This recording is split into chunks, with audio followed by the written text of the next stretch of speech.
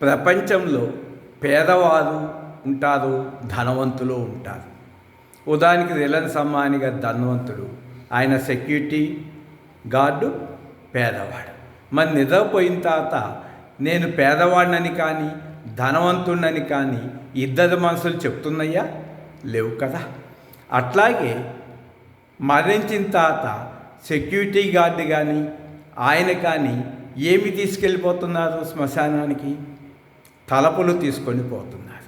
కాబట్టి ధనవంతుడు పేదవాడు ఆమెని ఆలోచనలు మాత్రమే.